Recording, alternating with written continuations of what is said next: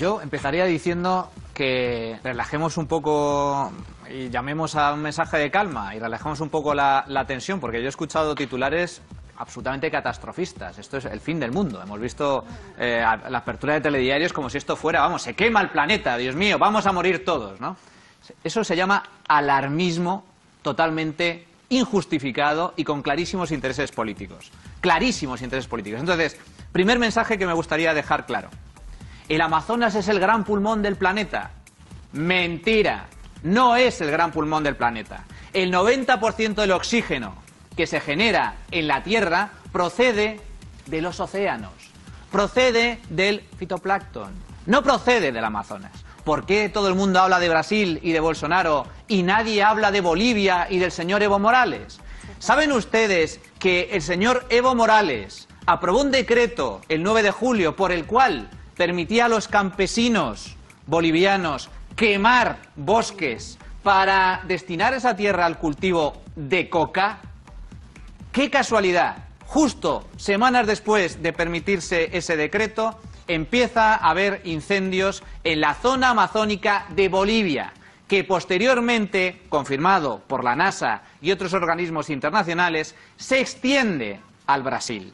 Por lo tanto, ¿por qué todo el mundo habla de Brasil y casi nadie o nadie habla de Bolivia, que es donde se origina el problema? Por cierto, este tipo de chiringuitos, este tipo de movimiento es generalmente, la inmensa mayoría, de izquierdas o de extrema izquierda. Y cargan contra la globalización, cargan contra el capitalismo, sin ningún tipo de fundamento, porque casualmente, y lo digo lógicamente con ironía, los países más capitalistas son precisamente los países que cuidan más del medio ambiente, que cuidan más de la naturaleza y son los más sostenibles. No por casualidad. Según la ONU, que precisamente no es un organismo neoliberal peligroso, la ONU señala en sus informes, en su ranking de sostenibilidad ambiental, que el país más verde o ecologista, si se quiere, del planeta es un país llamado Suiza, que es precisamente el referente del capitalismo. Cuando los países son ricos es cuando se empiezan a preocupar del cuidado de la naturaleza, pero para eso es fundamental que haya riqueza y la clave es el capitalismo. Pero solo un dato con lo que habéis... ¿Es igual que liberalismo? Comentaba Javier. ¿Es igual que liberalismo? Comentaba Javier, ¿Populismo es igual que liberalismo? No es lo mismo.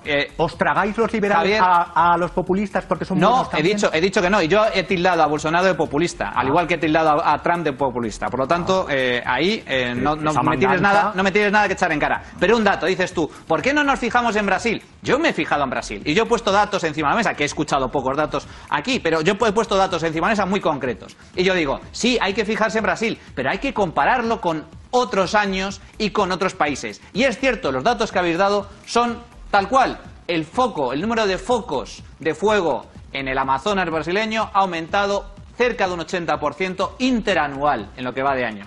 Correcto, de acuerdo.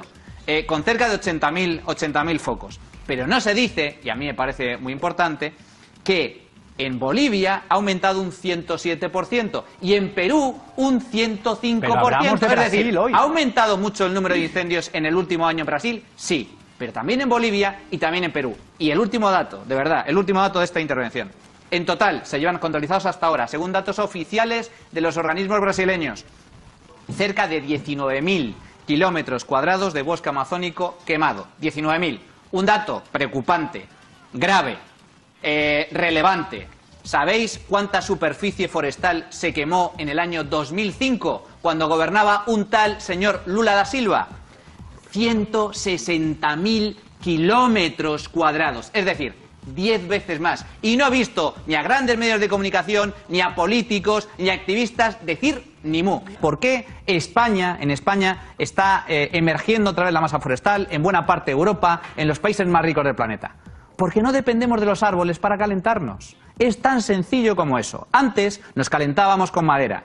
Ahora, gracias a Dios, gracias al desarrollo tecnológico, al desarrollo económico, a ese capitalismo que tanto odian algunos, ya no hace falta calentarse con madera. Nos calentamos con energía procedente de energía nuclear, incluso de energías renovables, de energía hidrológica. Por lo tanto, ¿cuál es la solución a los problemas medioambientales? Insisto, capitalismo, capitalismo y capitalismo.